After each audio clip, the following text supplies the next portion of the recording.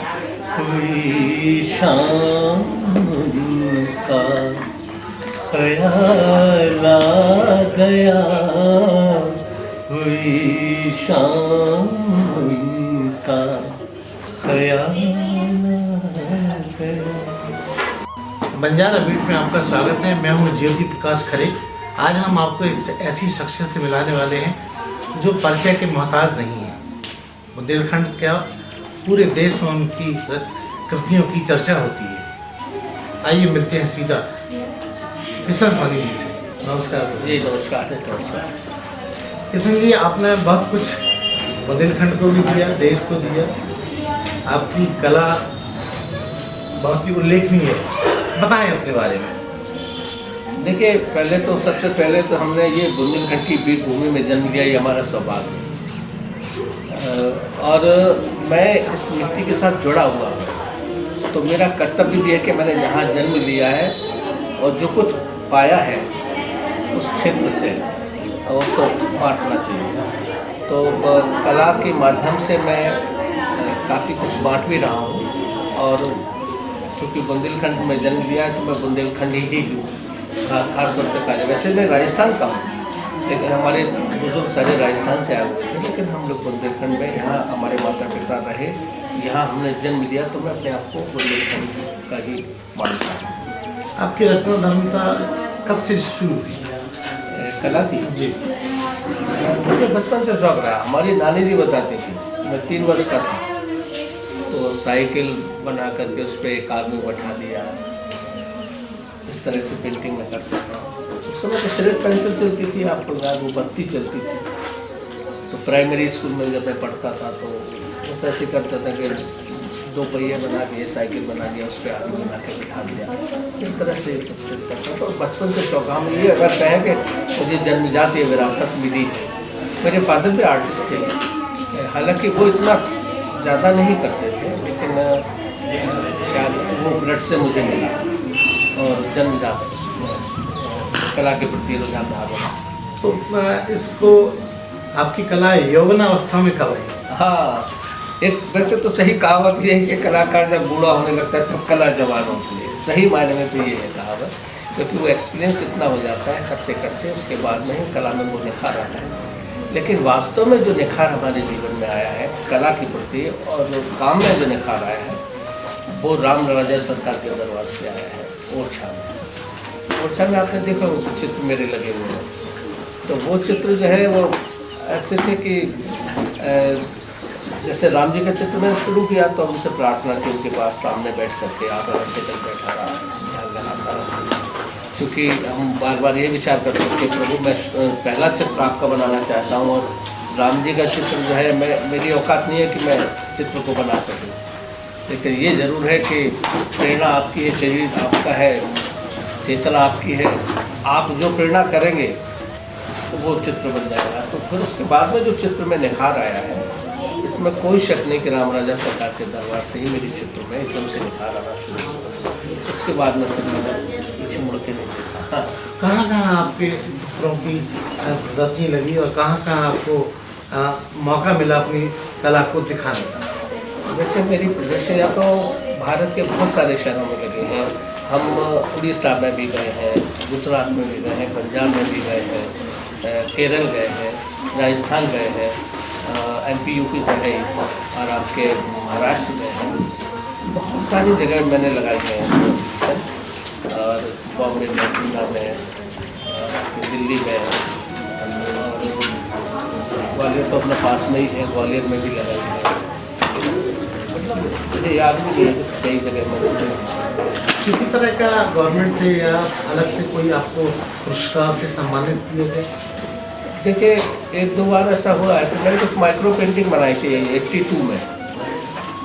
एक चावल के दाने पर पूरा गायत्री मंत्र लिखा था, मूंगफली के आधे दाने पर पूरा राम दरबार बनाया था, उड़द की दाल के दाने पर इंदिरा गांधी का पोस्टर बनाया था, 1 सेंटीमीटर से भी छोटा मोती जिसके ऊपर पूरे वर्ल्ड का नक्शा, कंट्रीज के नाम भी है। तो इस तरह का माइक्रो पेंटिंग मैंने बहुत बनाया। तो फिर मेरा सिलेक्शन हुआ स्टेट अवार्ड के लिए, उसके बाद में वो नेशनल अवार्ड। लेकिन वहाँ थोड़ा सा वो जो भी रहा हो, ज़रूरी नहीं है कि सफलता वहाँ मिल जाए। तो वहाँ मुझे सफलता नहीं मिल पाई, स्टेट अवार्ड करके तो आ गए थे। हाँ, वैसे कला के क्षेत्र में अगर देखा जाए तो मैंने कोई एजुकेशन प्राप्त नहीं की। मैं किसी यूनिवर्सिटी में नहीं गया, किसी गुरु के पास भी नहीं। Diploma degree? जी नहीं, कोई डिग्री नहीं है मेरी।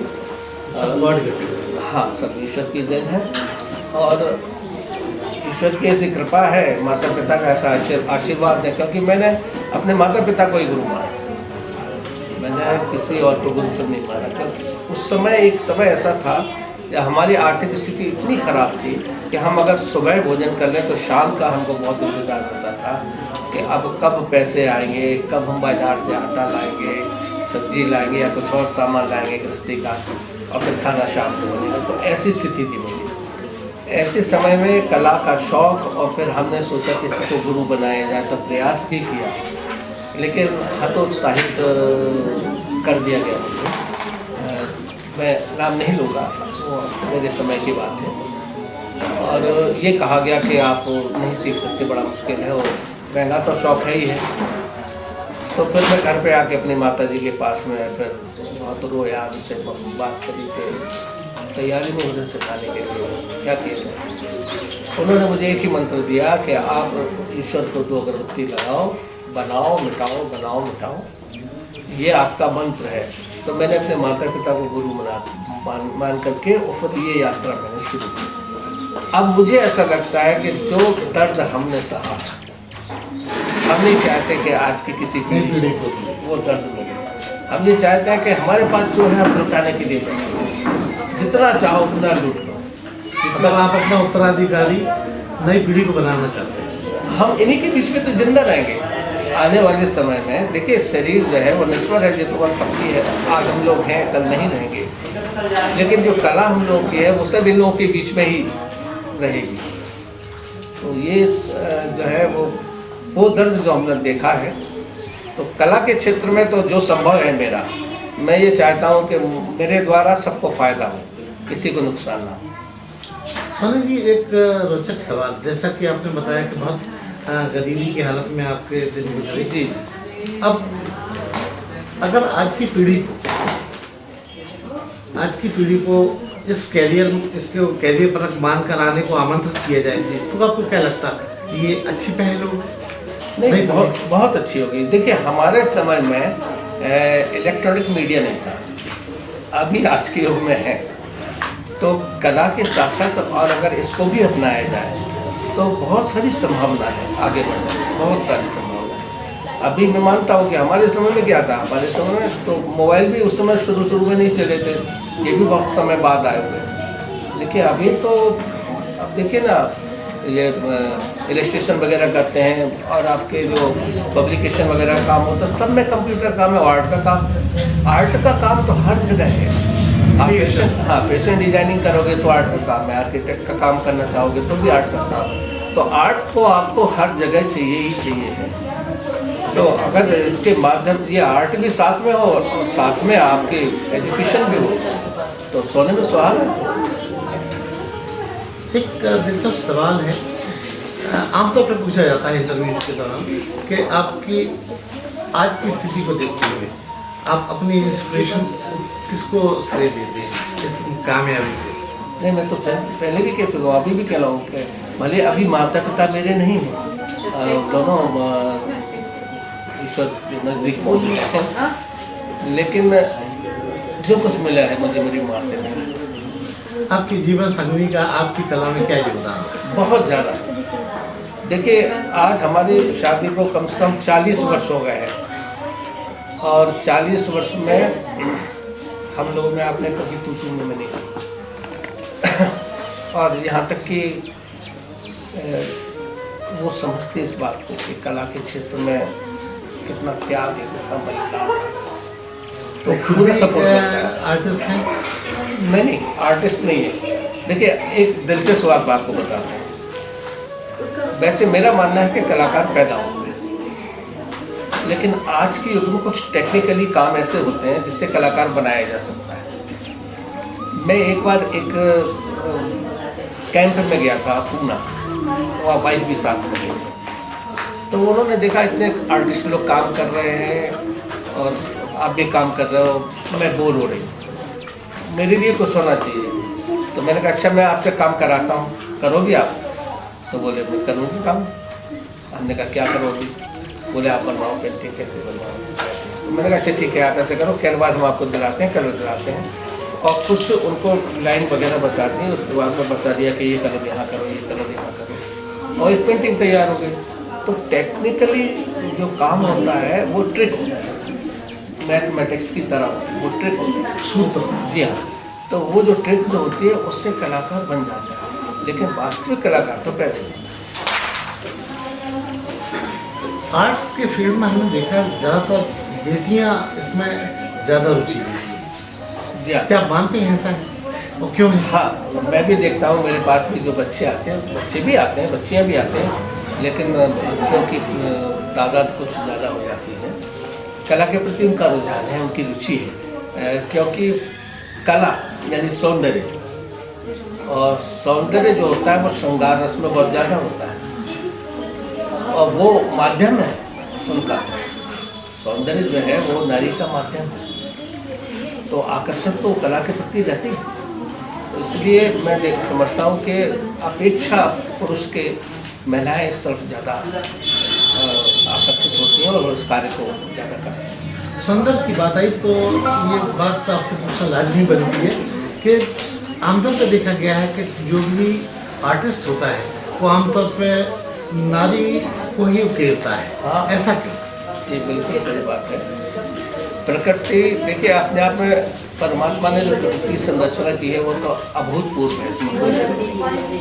और उसने जो कुछ भी किया है, जो कुछ भी बनाया है, उस पर हम उंगली नहीं उठा सकते। हम हमारी बुद्धि में नहीं आए, समझ में नहीं आए तो एक अलग बात है कि ऐसा भगवान ने क्यों बनाया, ऐसा क्यों किया, वो एक अलग बात है। लेकिन उसने जो कुछ भी रचना की है वो परफेक्ट है, अपने आप में पूर्ण है। और सबसे खूबसूरत रचना जो की है वो नारी की। नारी का सौंदर्य अभूतपूर्व किया, इसमें कोई शक नहीं। और जैसा कि शास्त्रों में भी लिखा हुआ है कि नारी का सौंदर्य ऐसा सौंदर्य है जिससे भगवान भी विचलित हुए हैं।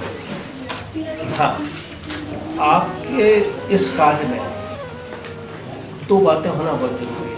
एक तो आपकी वाणी शुद्ध हो, दूसरा चरित्र शुद्ध हो। तो जब ये शुद्ध रहता है तो फिर वो जो पेंटिंग आपकी बनती है उसमें एक निखार आता है। जब भी आप पेंटिंग बनाते हैं तो कुछ प्लानिंग करते हैं या मतलब किस तरह से आपका ताना बाना शुरू होता है? कोई नई पेंटिंग बना? हाँ, नई पेंटिंग आता है, विचार तो चलता है। देखिए अगर हम सोचते हैं भगवान ने भी संरचना की होगी पूरे ब्रह्मांड की, तो क्या विचार तो कौन नहीं होगा किसी तरीके का। तो ऐसे हम लोग भी एक कैनवास को एक आकाश समझते हैं और उसके ऊपर जो चित्रण करते हैं वो प्रकृति की तरह होता है। तो दिमाग में तो ये बात आती है कि अब हमें बनाना है, कुछ बनाना है, कुछ क्या बनाना है, ज़्यादा खूबसूरत हो, ज़्यादा अच्छा हो, जो आकर्षित मुझे भी करे और देखने वाले को भी आकर्षित करे, और मैं भी उसका रसास्वादन करूँ सौंदर्य का, और दूसरा भी उसका सौंदर्य का स्वादन कर सके। तो ये सब रहता है, दिमाग में आता है, उसके बाद ही संरक्षण करते हैं। सोनी जी, आपके और क्या क्या शौक? एक शौक है, वो शौक मेरा है थोड़ा संगीत से जुड़ा हुआ है। गाते हैं? हाँ, थोड़ा थोड़ा कभी कभी गाते हैं। ये कहाँ से आपको जब तो सदा शौक आपको? नहीं, आपको एक अपने राज की बात बताता हूँ, आप किसी से कहिएगा नहीं। किसी से नहीं कहूँगा। मुझे बचपन से शौक था गाने का, लेकिन गा नहीं पाया कभी। एक बार मैंने एस पी इंटर कॉलेज में पढ़ा हूँ, तो वहाँ एक प्रोग्राम में मैंने गाना शुरू किया था और पहली बार गाना गाया, खूब वोटिंग उसके बाद से ब्रेक लग गया, फिर मैंने नहीं गाया। लेकिन अंदर तो वो कीड़ा था। जी, तो वो वहाँ कब आया? अभी 3-4 साल हो गए, तब से थोड़ा सा ऐसा लगा कि चलो कुछ गाना चाहिए। तो क्या बंजारा बीट्स के दर्शकों के लिए कुछ गुनगुनाना चाहेंगे आप? देखिए मेरा ऊपर पूरा स्टूडियो बना हुआ है। नहीं सर, ऐसी गुनगुना दी। गुनगुनाने के लिए गुनगुना देता हूँ मैं। कोई शाम का ख्याल आ गया, हुई शाम का ख्याल आ गया। ऐसे बहुत सारे पुराने नगमे आपको पसंद रफ़ी साहब की मुझे बहुत ज़्यादा पसंद है। जैसे मैंने किशोर के भी गाए हैं, मुकेश के भी गाए हैं। तो इसको भी आप लोगों के बीच में ले जाना चाहेंगे? नहीं देखिए, हमने क्योंकि आपका जो परिचय है, जी, जो आपकी पहचान है, हाँ, वो एक चित्रकार के रूप में है, जी हाँ। एक गीतकार के रूप में क्यों ना? नहीं, इसमें मैंने विचार किया था, लेकिन विचार करने के बाद मुझे ऐसा लगा कि देखिए हम किसी ऑर्केस्ट्रा के साथ में गाते हैं तो वो एक प्रोफेशनली हो जाता है। उसके बाद में क्या होता है, वो आपकी रिस्पेक्ट वो नहीं करते, क्योंकि फिर आदमी डिमांड करता है वही फलाना गीत सुनाइए, ठिकाना गीत सुनाइए, इस तरह से डिमांड होती है, तो वो आपकी रिस्पेक्ट कुछ कम हो जाती है, वो एज ए प्रोफेशनल गायक की तरह हो जाती है। लेकिन जैसे कभी कोई फंक्शन होता है, उसमें कभी कोई जिद कर दे कि सोनी जी का गाना सुनाइएगा, तो उसका एक अलग मज़ा है। तो उसको मैं ध्यान में रखते हुए एक बार क्या हुआ था, मैं एक शादी में गया था, वहाँ ऑर्केस्ट्रा चल रहा था, तो उसमें वॉइस कम आ रही थी, म्यूजिक ज़्यादा तेज था, तो मैंने उनसे शिकायत करी जाके, तो उनको लगा कि ये शायद गाते हैं, तो उन्होंने कहा आप भी गाते हैं, तो मैंने मुझे शौक है, बोले फिर आप सुनाइए। तो मैंने वो गाना, हाँ, एक गीत सुनाया, और वो गीत इतना अच्छा लगा लोगों की, लोगों तो फिर वो मैं बता दे रहा हूँ, मैंने जो गीत गाया था वो था, छू लेने दो नाजुक होठों को, कुछ और नहीं है जान ये वाला गीत मैंने सुनाया था। तो वो सुनने के बाद में फिर वो जिद करने लगे, सर एक और सुनाइए और सुनाइए, फिर एक और सुनाया। उसके बाद में एक महिला 500 रुपये का नोट लेकर के मेरे पास में आ गई, तो मुझे बड़ा अजीब सा लगा। फिर मैंने उनसे कहा, देखिए मैं मेहमान के तौर पे यहाँ आया हूँ, और ये जो आप मुझे भेंट करना चाहते हैं ऑर्केस्ट्रा वालों को दे दीजिएगा। मतलब ये है कि आपकी उस कला को भी सलाम किया जा सकता है। नहीं भाई साहब, ये तो मैं नहीं कहूँगा। देखिए, कला कोई भी क्षेत्र हो वो तो आनंद किया, लेकिन यह है कि मैं अपने संतुष्टि के लिए गा लेता हूँ। सोनी जी को ऐसे कोई और मुद्दा जो आज हमारे साथ आप शेयर करना चाहेंगे, जो बहुत अनछुआ हो, जैसे आपने गाना के बताया, कुछ और ऐसा लुका छिपा आपके पास दबा के रखा है? नहीं देखिए, मेरा तो खास तौर से बस एक ही विचार रहता है कि मैं किसी तरीके से बच्चों को आगे करूं। सबसे बड़ी बात तो ये रहती है, कोई भी परिस्थिति हो। अभी देखिए, अभी झांसी में कोई ऐसी स्थिति नहीं है कि कला के क्षेत्र में कि अब देखिए, अभी एक एग्जीबिशन लगाने के लिए हमारे पास में कोई हॉल भी नहीं है। अभी होता क्या है कि हम म्यूज़ियम वालों के साथ मिलकर के एग्जीबिशन लगाते हैं, और मैं उनका आभारी भी हूँ कि वो हमेशा कलाकारों का बहुत सहयोग करते हैं। वहाँ की जो डायरेक्टर है इस समय आशा पांडे जी, और इसके पहले जो पंडित जी थे वो भी सहयोग करते रहे, तो कला के प्रति तो उनके पास में जो जगह है वो उपलब्ध करा देते हैं। लेकिन वास्तविक जो एक गैलरी होना चाहिए वो झांसी में भी नहीं है। और क्या विषमताएं हैं कलाकारों के साथ, आपकी फील्ड के लोगों के साथ? बल्कि यहाँ जो एजुकेशन कला की है प्रॉपर उस ढंग से नहीं हो पा रही है जैसे होना चाहिए। बहुत सारे बच्चे मेरे पास में आते हैं तो उनको लगता है ऐसा कि सर जो हम सीखना चाहते हैं वो सीख नहीं पा रहे। यहाँ बहुत कुछ हमने ऐसा सीख लिया है थोड़े से समय में कि वो जो जहाँ यूनिवर्सिटी में एडमिशन पा रहे हैं वहाँ उनको शायद नहीं मिल पा रहा होगा। तो ये मतलब वैसा आसमान नहीं मिल पा रहा जैसा वो चाहते हैं। हाँ, जैसा चाहते हैं वैसा नहीं हो पाता है। और देखिए, सबकी अपनी यूनिवर्सिटी की भी मजबूरियाँ होती हैं, मैं किसी के लिए कह नहीं रहा हूँ, ये उनका अपना प्रॉब्लम है किस तरीके से क्या आगे ले जाते हैं। आगे आपकी और क्या योजनाएं हैं इस जन्म में, क्योंकि कहते हैं कि अगले जन्म में जो होगा होगा, इस जन्म में पूरा करना। बस इस जन्म में कला के लिए ही जीवन जीना चाहता हूँ मैं तो, और कला के लिए ही समर्पित होना चाहता हूँ, अपने लिए नहीं और सोनी जी, एक और सवाल, अंतिम सवाल, कि आपने बच्चों को पेंटिंग सिखाना या उनसे उनकी मदद करना कब से शुरू किया और किस नाम से आप समय संस्था चला रहे हैं? देखिए, मैं पहले पेंटिंग नहीं सिखाता था क्योंकि अपने काम में ज़्यादा व्यस्त रहता था, लेकिन कुछ बच्चों की ऐसी डिमांड थी कि सर आप वो काम करते हैं ऐसा, तो अगर आप सिखाएंगे तो हम लोगों का भला होगा। तो अभी मैंने सूर्यांशी इंस्टीट्यूट के नाम से यहाँ अपने ये आर्य समाज में ये प्लेस है, यहाँ इंस्टीट्यूट खोला है और यहाँ मैं कब से खुला है? अभी करीब 5 वर्ष हो गए हैं और ये 6वां वर्ष मुझे लग रहा है। अच्छा, एक सवाल और, आपको कुछ याद आ रहा कि आपने अब तक कितने बच्चों को काबिल बनाया इस फील्ड में? देखिए, अभी तो मेरे पास में रिकॉर्ड है, जब से मैंने यहाँ शुरू किया जी। तब से मेरे पास रिकॉर्ड है, क्योंकि बाकायदा रजिस्ट्रेशन करके और फिर मैं उनको ट्रेनिंग देता हूँ। लेकिन यहाँ में कुछ और भी फैसिलिटीज़ दी है मैंने, जैसे जो शायद किसी कोचिंग में नहीं मिलती। एक तो मैं गरीब बच्चों को और जो विकलांग बच्चे हैं उनको भी सिखाता हूँ।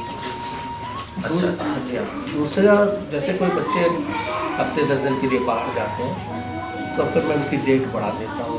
अच्छा, वो हाँ, ड्यूरेशन बढ़ा। हाँ, या मैं कहीं जाता हूँ, मुझे भी कैंप में जाना पड़ता है, नेशनल इंटरनेशनल कैंप में, तो मैं उस हिसाब से भी डेट बढ़ा देता हूँ, क्योंकि मेरा ये उद्देश्य है कि ना किसी का शोषण करो ना करवाओ। तो ये चीज़ ध्यान में रख के और इंस्टीट्यूट में चला रहा हूँ और मैं यही चाहूँगा कि यहाँ से भी करीब हज़ारों बच्चे करीब निकल गए हैं, क्योंकि 5 वर्ष में लगातार कर रहा हूँ। छुट्टियों में तो बहुत ज़्यादा बच्चे आ जाते थे, अभी तो लॉकडाउन की वजह से 6 महीने तक बंद भी रहा था, लेकिन ये चल रहा है, अभी भी अच्छा चल रहा है। आपको लगता है कि इस आपके यहाँ से निकले हुए बच्चे किसी अच्छे ओहदे पे भी पहुँचे? कुछ याद आ रहा? हाँ, जाएंगे और जा भी रहे हैं। कुछ इंटरव्यू के लिए गए हैं, इलाहाबाद में एक इंटरव्यू था हमारा, शिशु वहाँ पहुँचा तो पैनल बैठा हुआ था। जब उसने पैनल ने पूछा कि आपने किससे सीखा, तो उन्होंने मेरा नाम बताया, तो वो मेरा शिष्य इतना खुश हुआ, कहने लगे सर मुझे इतनी प्रसन्नता हुई कि जब आपके ही विषय में वो लोग आपस में चर्चा करने लगे, क्योंकि वो आपको जानते थे। तो मुझे लगा कि हमारे गुरु का काफ़ी दूर दूर तक काम है। और भी कई जगह ऐसा हुआ है कि बच्चे लोगों को केवल हमारा नाम उन्होंने बताया तो ठीक है, आप जाइए, हो जाएगा। आपकी कुछ ऐसी पेंटिंग जो बहुत ज़्यादा चर्चित रही हो आपके हिसाब से? हमारे हिसाब से अभी मैंने एक वैसे तो रामराजा दरबार में जो लगी है वो तो चर्चित नहीं, लेकिन अभी मैंने एक पेंटिंग बनाई है, वो पद्मावती की, वो बहुत ज़्यादा चर्चित है। वो कहाँ है? वो मेरे पास में सुरक्षित है और पैक करके रखी हुई है, क्योंकि वो पेंटिंग में विशेषता ये थी कि एक तो उसकी फोटोग्राफी अभी हमने किसी को नहीं दी है, दूसरी बात ये, एक बच्ची जो यहाँ सीखने आती थी उसके प्रत्येक रात्रि को स्वप्न में वो आती थी। अच्छा। और वो रोज आके मेरे को बताती थी कि सर आज मुझे स्वप्न में दिखाई दी पद्मावती? हाँ। और एक बच्ची और आती थी तो उसने आँख से आँख मिलाई उसकी, तो उसके सर में दर्द हो गया। तो उसके बाद में फिर कुछ ऐसा हुआ कि वो कहने लगी, मैंने जब थोड़ा सा छड़वाया तब जा करके सही हुआ। तो कभी कभी कोई चीज़ इतनी मन से बन जाती है और आप ऐसा कर? हाँ, बहुत ज़्यादा उसमें काम है। उसका एम्ब्रॉयडरी में आप देखोगे तो उसके धागे दिखाई देंगे। तो वो वाली पेंटिंग कब देखने को मिल सकती है, मिलेगी? जी, मैं खास दिन तय किया है? हाँ, मैं निकालूंगा उसको, क्योंकि उसको क्या बाकायदा उसके लिए फ्रेम बनवाया है मैंने, तो उसको फ्रेम में लगा कर, क्योंकि वो बड़ी रॉयल स्टाइल में है, क्योंकि वो मिरर में खड़ी हुई है। और बाकी मैं आपको पेंटिंग ही दिखाऊंगा, तभी आपको हम इंतजार कर लेंगे। स्वामी जी, बंजारा बीट्स एक युवाओं का मंच है जो टैलेंट को उजागर करता है।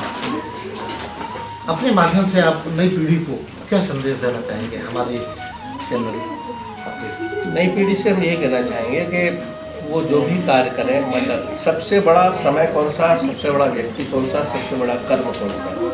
सबसे बड़ा समय वो है जो वर्तमान में अभी आपके पास है, इससे बड़ा कोई समय नहीं है। सबसे बड़ा व्यक्ति वो है जो अभी आपके सामने बैठा हो, और सबसे बड़ा कर्म वो है जो आप कर रहे हैं। जो भी कार्य कर रहे हो उसमें मन लगा के 100% की बातें करते करें तो आपको सफलता अवश्य मिलती है। तो सबसे बड़ा मंत्र तो यही है कि आपको इन 3 बातों का विशेष ध्यान रखना चाहिए हम सबको। दूसरी बात क्या है कि कला के क्षेत्र हो या कोई भी क्षेत्र हो, आप जैसे मैंने आपको पहले बताया कि अपने पवित्रता रखें वाणी में और चित्र, आपकी सफलता आपके नज़दीक पहुँचेगी। तो ये थे कृष्ण सोनी जी, जो अपने बारे में दिल खोलकर हमसे राज शेयर कर रहे थे। उन्होंने अपने गाने को भी हमें गुनगुना के बताया। तो मुझे लगता है कि कलाकार की जो गरिमा है वो इनमें भरपूर है। हम इनको बधाई देते हैं।